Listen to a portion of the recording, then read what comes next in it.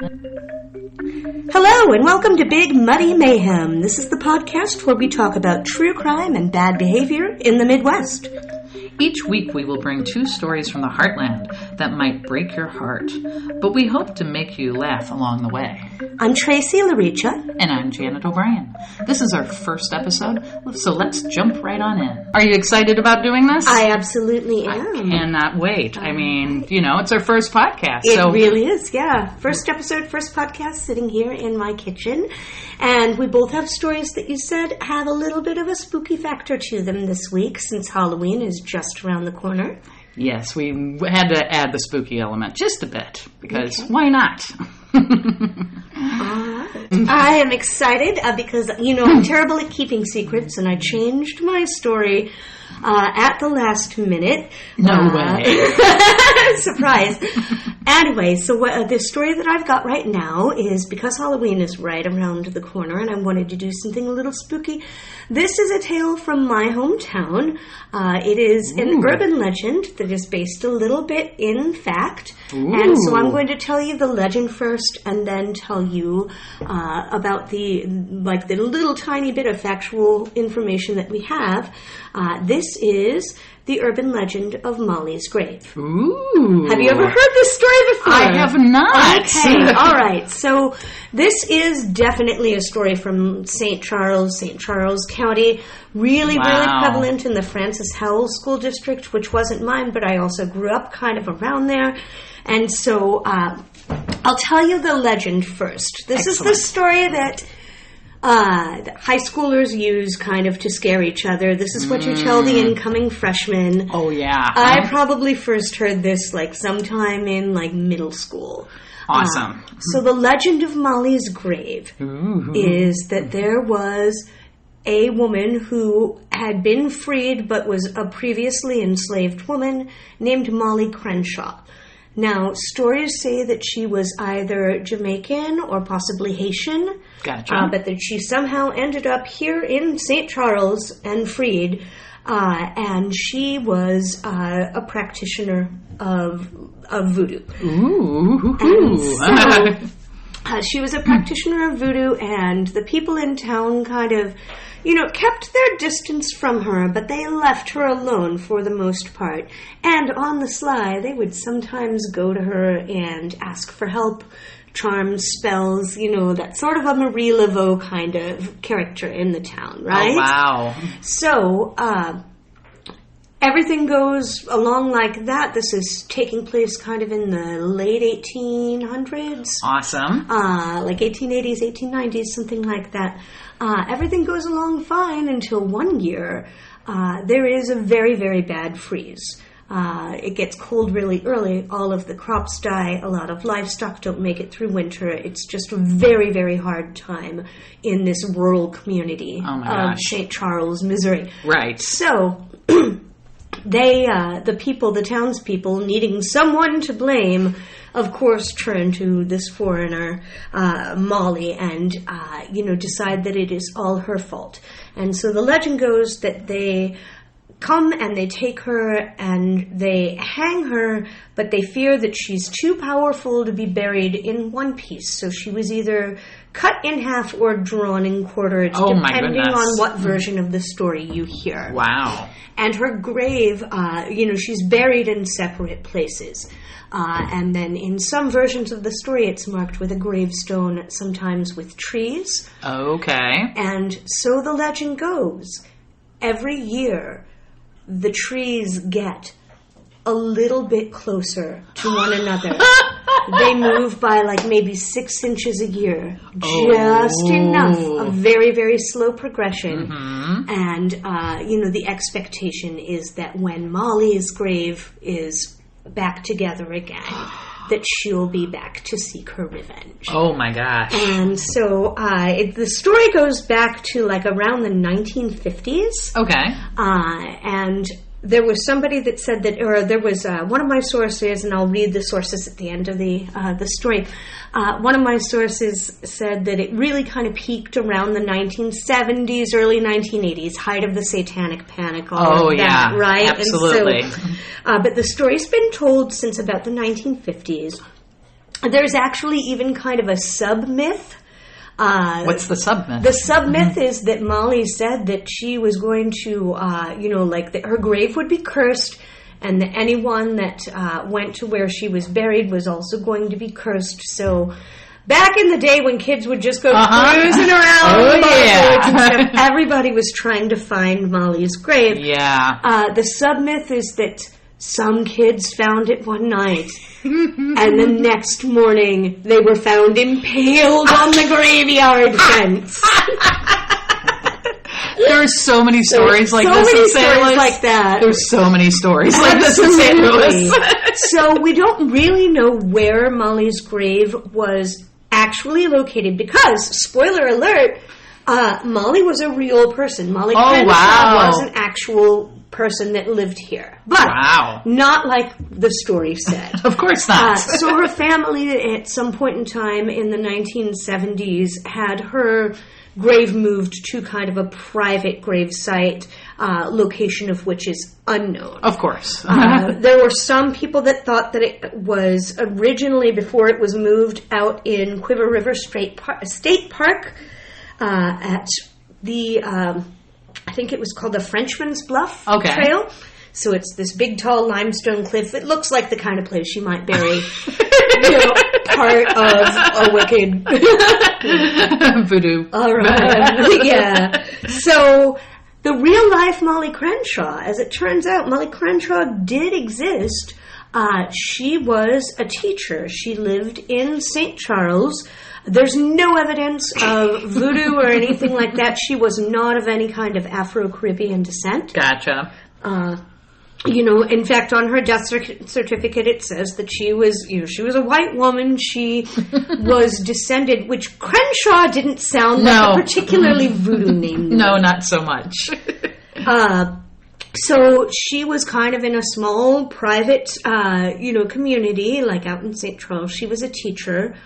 And she started to lose her hearing and then eventually became completely deaf. Gotcha. So this is a woman with no children, no husband, which spinster lends to the witch, vibes. And so she ends up going and staying with an aunt and uncle that are kind of prominent St. Charles citizens. And she stays with them for a little while. And then there's one morning that Mollie doesn't come to breakfast. And Mollie doesn't come down from her room for lunch. Oh, no. And they go up finally, because the servants haven't heard Mollie moving around in her room or anything. So they go upstairs and they go into her room and they find her almost completely dead, foaming at the mouth. Oh. She had swallowed carbolic acid. Why? Because she was so isolated and despondent from the loss of her hearing, the loss of her career. She didn't feel like she had anything left. Wow, that's very sad. It is. So completely two different figures. Oh, yeah, absolutely. The Mollie Crenshaw of Mollie's grave and the Mollie Crenshaw that really lived and existed. You wonder how, one story turns into something completely different. I was going to say, it's game of telephone, I guess. Oh, yeah. Really bad telephone. You add you add one little detail change and then another little detail change. Right. St. Charles is a part of St. Louis. It's a county outside and a city outside of St. Louis. St. Charles actually has the first capital of Missouri was there. It's still there. It was only just for a few years, but the building is still there. You can still tour it, so that's pretty interesting. But St. Charles has been around for a long time. It has. And that's pretty amazing. St. Louis also has some other interesting stories. I was a girl the early 80s driving around, and we went to obnoxious places like Laughing Lake or Bubblehead Road. Oh, we'll have to talk about that. Yeah, those are So there's a few places like that here. All right. I like that story a lot. That's awesome. Shall we take a little break? Sure, we'll take a little break. Right. Thank you for listening to Big Muddy Mayhem. We have another story to follow. We should probably ask some questions like, what are you planning on doing on Halloween? Absolutely. So, I, for Halloween, will be handing out candy. Another kind of fun thing about St. Louis is that down here, at least in the city, when kids come trick-or-treating, it is customary for them to have a joke when they come and ask for candy. So I will be handing out candy and ramen noodles and and listening to some fantastic knock-knock jokes and seeing all of the cute, costumes and kiddos in the neighborhood. Yeah, I used to live in this neighborhood too, and this neighborhood specifically is full of children. You could buy 7 bags of candy, and at 7:30 you're turning off your light and hiding in your house because you're like, I ran out! Right. What's your favorite Halloween joke? Oh, gosh. Let's see. I'm trying to think. There've been a few of them, but I guess the best one that I've heard was... a kid said, what do you call a camel with 3 humps? What do you call a camel with 3 humps? Pregnant.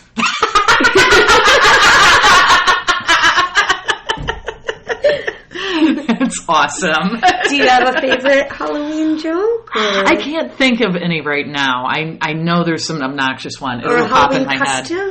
Halloween costume, I will probably say, and this is prejudice, my son had one of the best Halloween costumes. He walked around this neighborhood wearing it when he was probably only about 7, 8 years old. Okay. His stepmother helped him make it.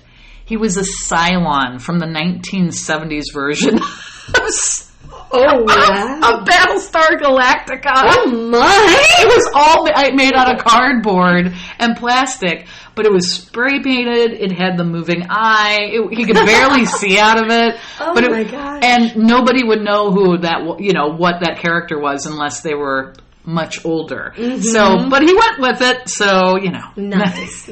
One of my favorite costumes. Fantastic. So, I have a story that I would like to share.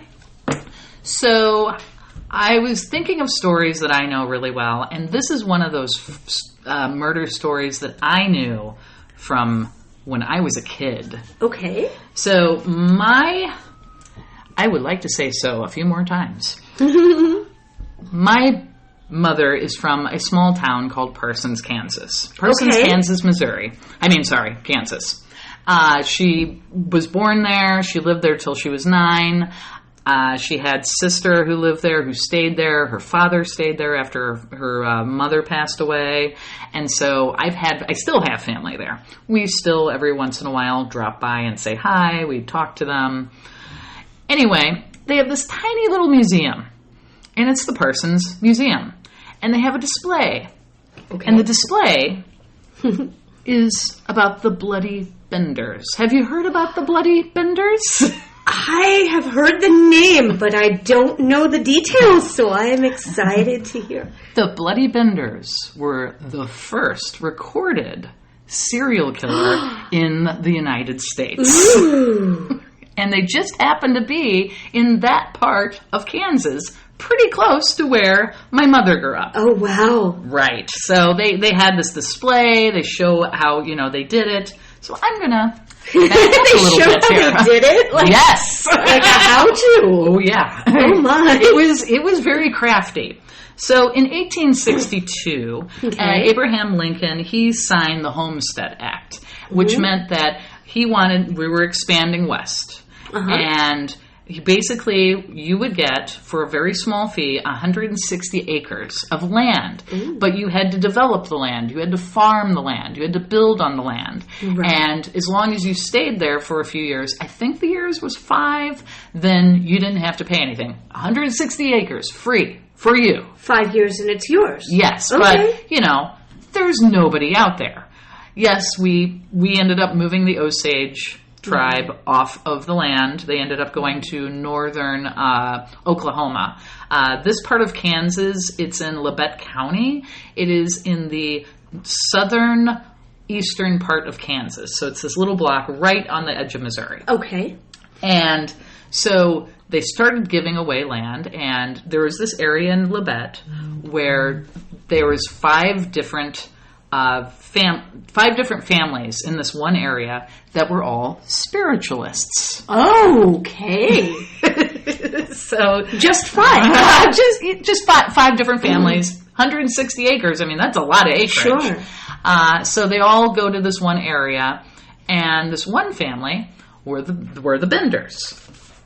The Benders, because the spiritualist movement, if you are not familiar with, it was a very popular new religion that started in the mid-1800s, Victorian times. It kind of died out in the 1920s, I believe. Abraham Lincoln and his wife, I think, were big into that themselves, were they not, after they had lost, children? And Yes. Yeah. Absolutely. In fact, Abraham Lincoln, after he was shot and killed, his wife continued to try to contact him. Mm-hmm. Yeah, very much so. So there was a very popular religion. Shout out to Springfield, Missouri, or Springfield, Illinois, for the Lincoln knowledge.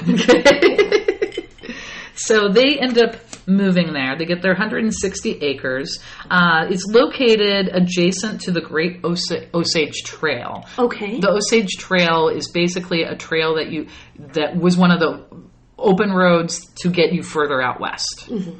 So that is where they were located. Osage people were relocated to northern Oklahoma. John Jr. and John Sr., they end up going to their 160 acres. So these are the Benders, the Bender boys, the Bender men. They end up going there, and then shortly after, it's either Elmira, Elvira. They get her name. She has so many different first names. Nobody actually knows her first name. Okay. So her and Kate, her daughter, they end up going there. Supposedly they're a family. But there's a little debate over that. We're not really sure if they were actually family. They just said they were family. Okay. Yeah. So now who do we know? We know John Jr. and John Sr. are related? No, we don't know for sure. We do not at all. So we have no idea who's mother, husband, sister, whatever. Probably the closest thing is Elvira and Kate. Mm-hmm. Kate is most likely her actual daughter. She had 12 children. This is her 5th child. Oh, wow. Okay. So Sir, get off of her! Exactly. So anyway, John Sr. and Elvira are supposedly husband and wife. Probably not. Supposedly, John Jr. and Kate are brother and sister. Probably not. Okay. But they're showing up acting like they're the Griswolds. Yes, exactly. Yeah. Okay. So John Bender Sr., he's about 60 years old. He barely speaks any English. He has a really, really thick and terrible German accent. It's a German dialect that is rough. It's a really rough dialect. Elvira, whatever you want to call her. She's about 55 years old. John Sr. is 60. John Jr. has a German accent, but we're not really sure if that's true or not. I mean, he could have just been playing it up. He's about 25, and then the daughter, Kate, is about 23. I had to write these down because they're hilarious. They're out of some older newspapers in the area after things went down. People in Victorian times came up with the best descriptions of things. They're amazing. I wish we could write things like this. John Sr., the old man was a repulsive, hideous brute, without a redeeming trait, dirty, profane, and ill-tempered. Well, is it swipe right? I don't know. Do you want to meet him? Elvira Bender. Old Mrs. Bender was a dirty old Dutch croon. No! I can barely read that. Her face was a fit picture of the midnight hag that wove the spell of an ambition about the soul of Macbeth. Oh my! She was also considered a she-devil. Well. John Jr. Okay. Young Bender, seen with excited, recalled grave-robbing hyena at once to mind. A grave-robbing hyena. So this is Lion King. Yes. At this point. Yeah. Prone to laugh aimlessly, considered a half-wit. Hey now. Just at me next time. Kate. Oh, she was the one that everybody liked.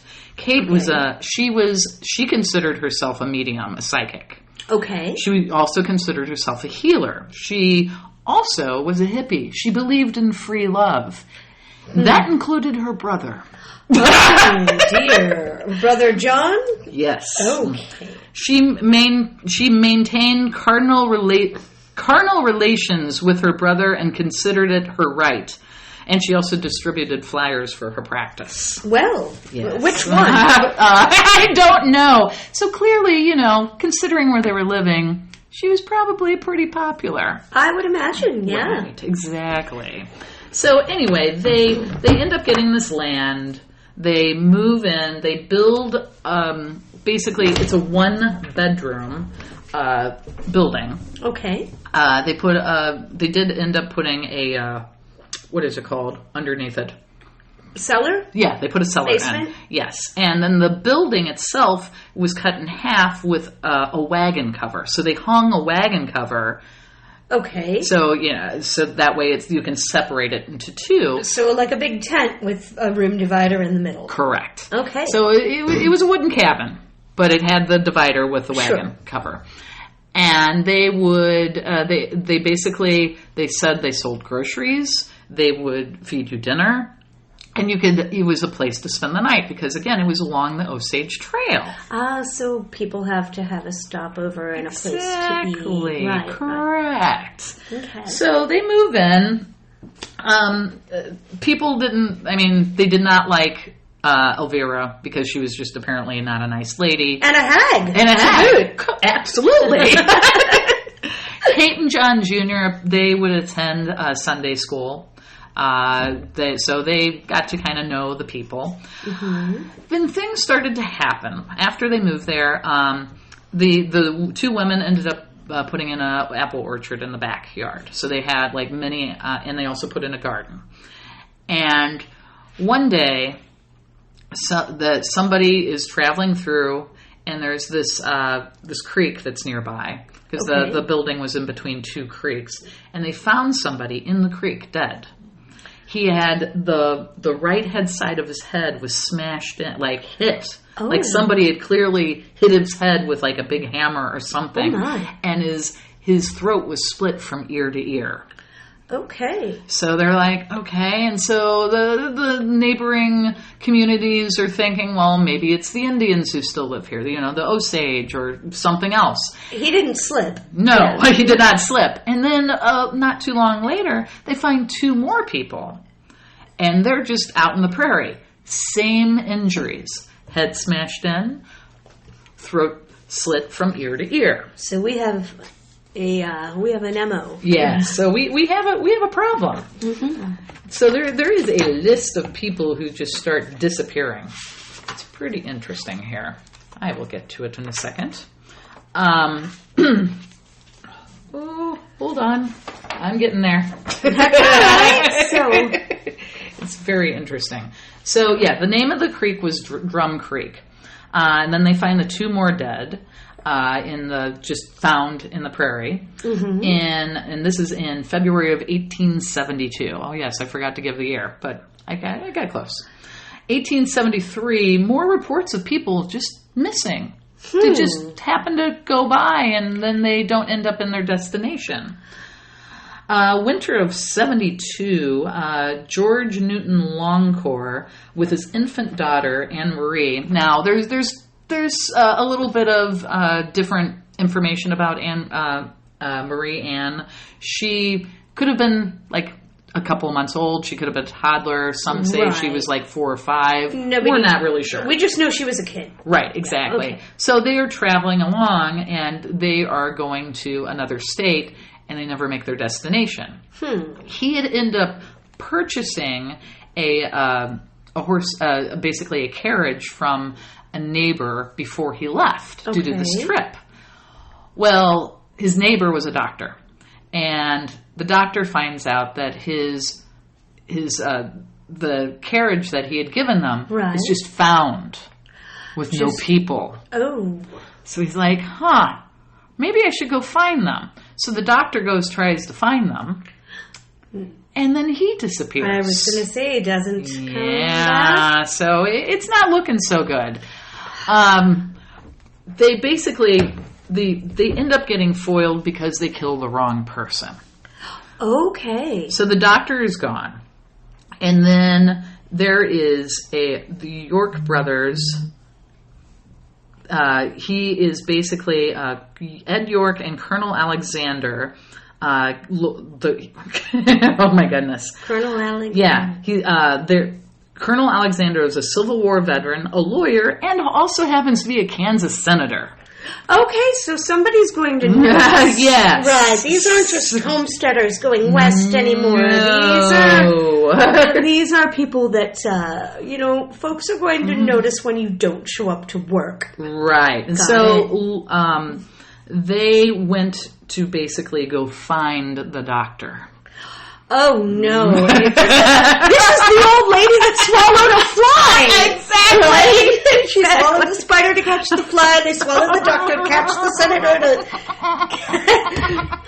to... So they show up with 50 men, and they're questioning the people at the Bender's Inn. Right. And they're like, he came by, but, he left. We don't know what happened. Showing up with 50 men is probably a big move in that case, too, exactly. Right? Like, how many people can 4 folks possibly kill? So they were a little like, this seems a little odd. And so then they end up hearing a story about some lady who had gotten away. The lady, she went in, she sat down. Okay, now I have to go back a little. This is how they killed people.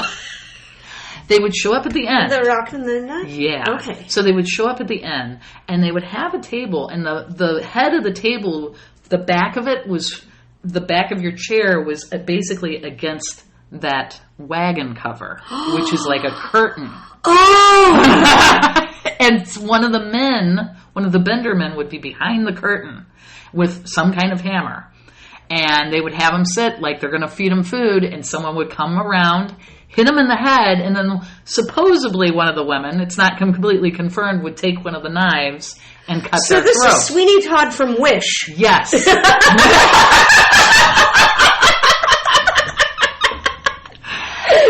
And then remember when I mentioned the cellar? Right. The cellar door just happened to be the door right underneath the chair they were sitting at. Sweeney Todd from Wish. This is community theater Sweeney Todd. Oh my God. And after they would kill him, they would open the door, put the body down there, and then in the middle of the night, they would basically strip the body of anything they wanted. And then they started burying people in their property. Oh, well, specifically the orchard. Everybody likes to work close to home. Sure. And we think what happened is they started doing this because they wanted to steal from people. I was just about to ask, what is the motivation? But there was all these different people there. I mean, most of them are homesteaders. They don't really have a lot of money. And so they would basically get their horses or their carriages or whatever, and then they would turn around and try to sell them to other people, saying, oh, well, that, they couldn't afford their night here, so that's why they left their stuff here. Oh, okay. But some people had, literally nothing. And so the theory is that they started to enjoy what they were doing. Oh, wow. Yeah, so it is a little wrong. So the Colonel York, he returned with his men after learning the woman had fled, because she didn't want to sit by that. Like, there was a bunch of stains on that curtain. You know, there's... I don't feel comfortable. And if they couldn't get them to sit there, typically Elvira would get really mad at them, and they're like, yeah, I need to go. Look at this. You have to trust your gut. My mom's calling. In fact, they did try to, they had a priest there one night, and they were having him sit, and he said he could see one of the men was concealing a hammer. And he started to get very, very nervous, and he said, well, I got to go tend to my horses. So he went out and he took off. He was like, nope. So they go back after learning the woman had fled. Okay. And when they go back, Elvira, she got enraged because they were basically asking again. And she was pretending she had a German accent because, she's supposedly married to John Sr. But the accent dropped immediately. Oh. So she was clearly not from Germany. Turns out she's actually from the state of New York. Okay. I'm trying to picture what a German into New York accent would sound like. Right. I think she just kept quiet and maybe a little here or there. But what the hell do you think you're doing? I'm walking here. Exactly. So she got enraged when they were asking her about the woman who fled. She was like, well, she cursed my coffee. Wow. I do that to the asshole in front of me in line at Starbucks every morning. It's taking too long. I curse your coffee. I'm going to start actually telling people that. That's so much better than fuck you. Exactly. I curse your coffee. Curse your coffee.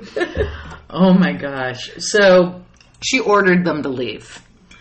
And during this time, the whole community around, the other people who weren't in that specific area, but nearby the other homesteads are like, we need to have a meeting. Right. Because there's a whole bunch of people who've disappeared. They just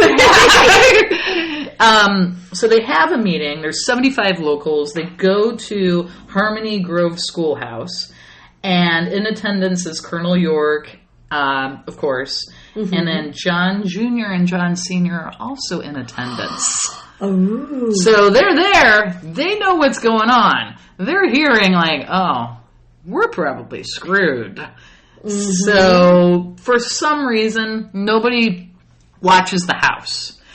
And again, I got conflicting information. I got anywhere between 3 days to 2 weeks. Somebody else went back by the house to see if they were there. House empty. Mm-hmm. Gone. Completely gone. And so they decide to go into the house, and they were looking around, and they can smell a stench from inside the house. Oh. All the clothes, all their food, everything's gone, but so there's a stench in there. They did find their carriage with starving horses on it where they had left them to get board a train. Nobody actually knows where they went. Wow. Yeah. So the people they notice, they open up the cellar, mm-hmm. and they can see blood stains and all that down there. And they actually picked up the house because it's just a one-room house. They move it over because they think the bodies are underneath the house. No bodies. So they spend all day, and then about midnight is when they find the first body. And it's the doctor. The one they're looking for. The one that everybody was in. Yeah. And he is buried so poorly, his feet are actually just an inch below the ground. So, wow. Yeah. So they find him. They end up poking a bunch of holes in the ground. They're like, okay, we found at least 9 more bodies, but we'll dig them up tomorrow. Okay. So they start digging the next day. This becomes a big deal. There's hundreds of people out there helping them. Oh my gosh. And they find there's some of the people they recognized. I have a list here of some of the people they found. That has to be utter chaos. Oh my gosh, right? 9 grave sites. They found 8 full bodies and one in the well. They found a body in the well, and then another grave with just a bunch of body parts. Okay, so just body parts. No idea who they're to. Just body parts. All but one have their head bashed in with a hammer, and their throats are cut. The only one who wasn't like that was the little girl. And they're not sure if she was strangled or buried alive. I would assume she was strangled. I don't see them burying somebody alive. She was the only one who did not have any injuries. This ends up being a huge story. It gets to New York and Chicago. Sure. 3,000 people go to the site. Oh my. The cabin basically just gets completely dismantled because, again, Victorian times, they all want souvenirs of the murder house. Everybody wants a little piece of... rocks from the cellar, pieces of the wood. So the house is completely dismantled. Just insane. You can say you were there. Exactly. Yeah. Oh my gosh. So after all this, the people that did escape, William Pickering, he refused to sit near the cloth because the stains on it. Caton threatened him with a knife, and he fled. Father Paul Panzigliani, he was a Catholic priest. He was the one who saw somebody concealing a hammer, and then they would steal the, try to sell the stolen goods. The victims they found, Mr. Jones, they found him in Drum Creek. The two unidentified people in the prairie. Ben Brown, they found him in the apple orchard. They figured out they stole $2,600 from him.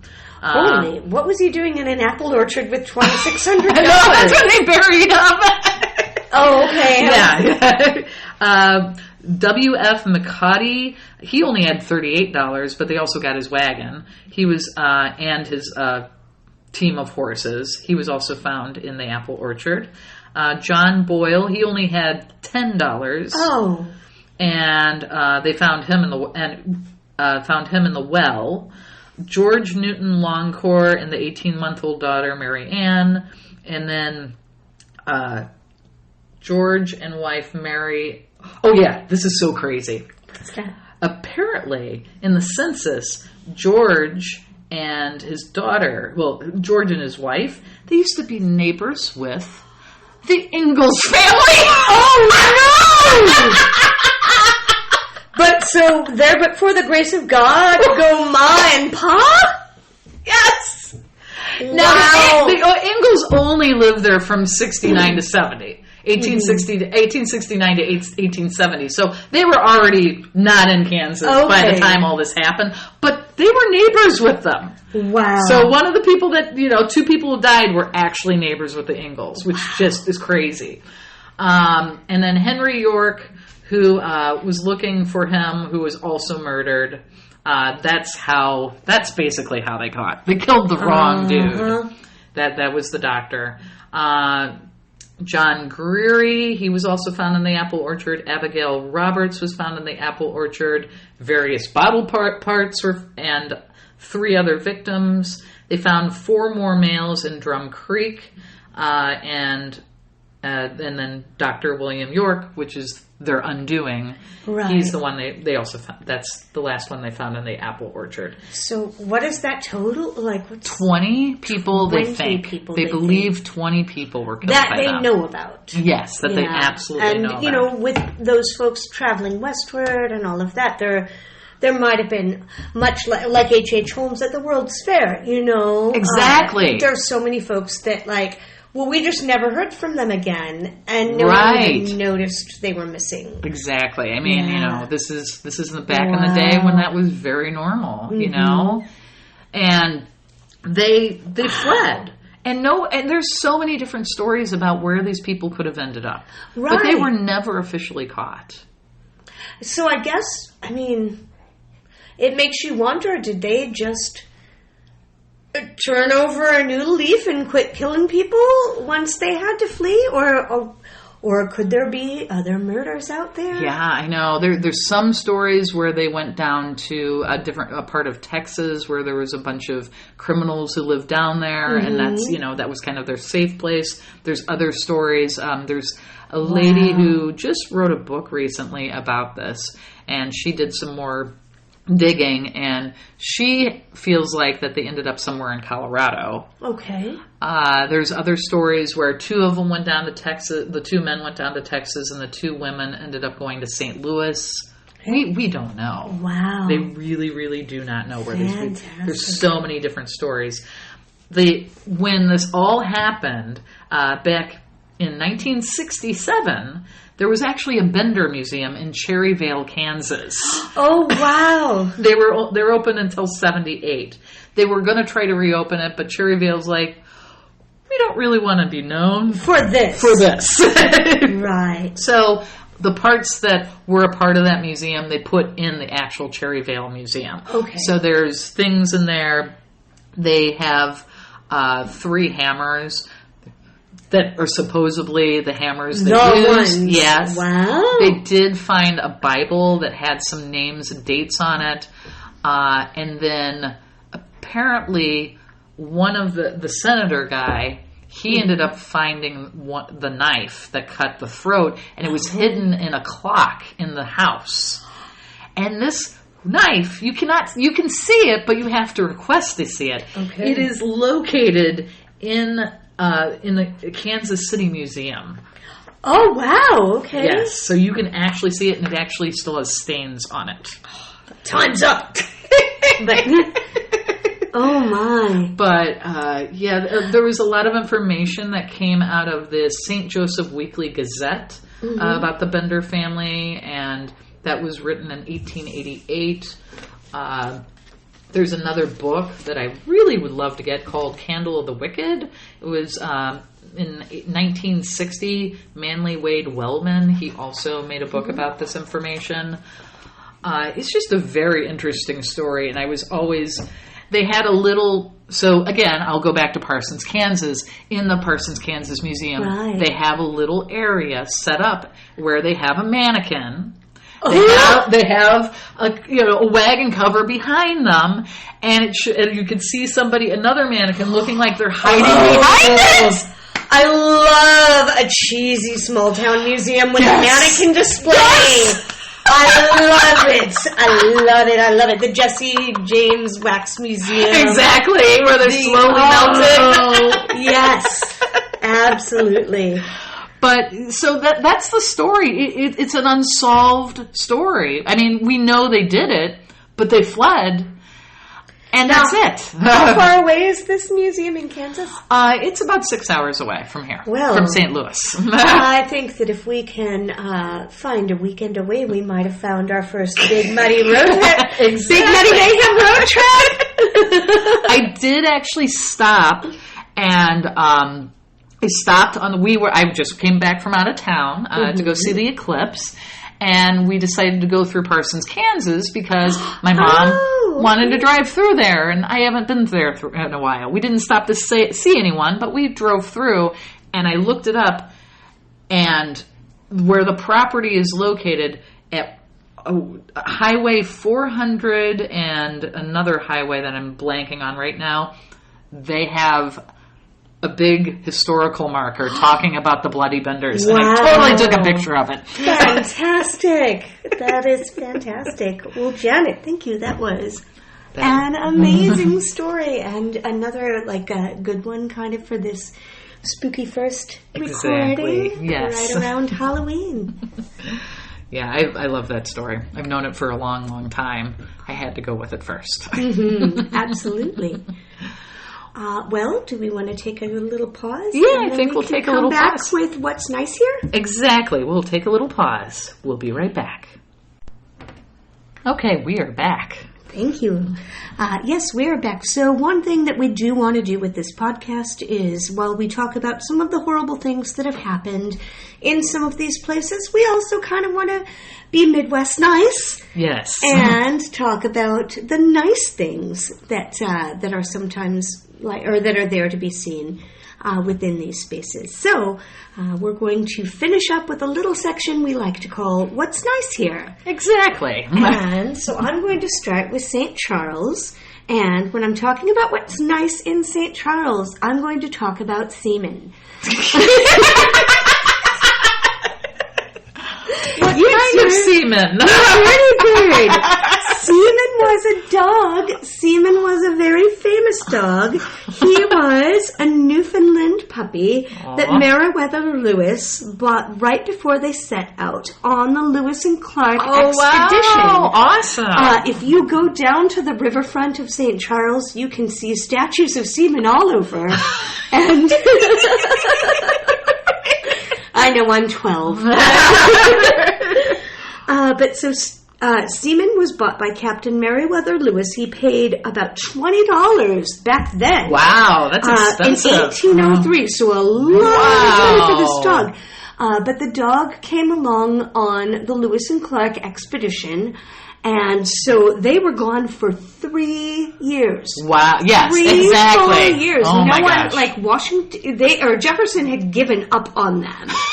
You know, like they were like, oh yeah, they're real dead. They're real dead. No, so Jefferson had all but like pretty much given up on them. They were gone for 3 years.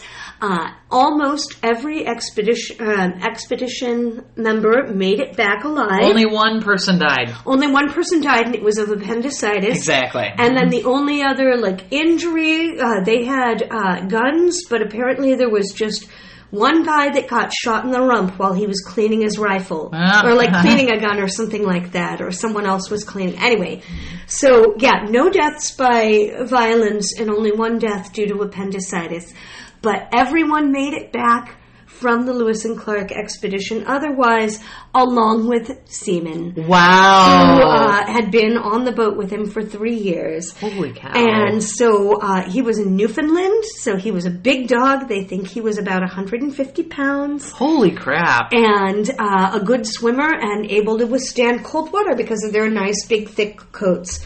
And so after the expedition, he went and he would catch squirrels, like while they were on the river, he would go and catch squirrels, and then the folks from the expedition would use some of them for food. Oh, yes. So he helped to camp, he patrolled, he kept them safe from bears because he was, loud and big and a dog and all of that.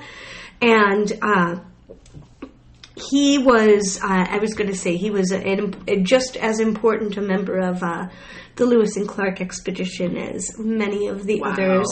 And after the expedition, Captain Meriwether Lewis took him home, and seaman lived out the rest of his life with him. Oh my gosh! Wow! So if you go down to the St. Charles riverfront near the Katy Trail, the Katy Depot, and all of that, you can see a statue of seamen. Oh my gosh! That's amazing. So there's my little what's nice here. Well, thank you for getting into Muddy Mayhem with us and joining us on our very first episode. We appreciate you. We hope that you'll continue to tune in and listen. We've got lots more stories to tell. We love telling these stories, and we love to talk about scary things and murdery things because they're fun to listen to. But thank you for joining us. My name is Janet O'Brien. My name is Tracey Laricha. And join us next week. Stay Midwest nice.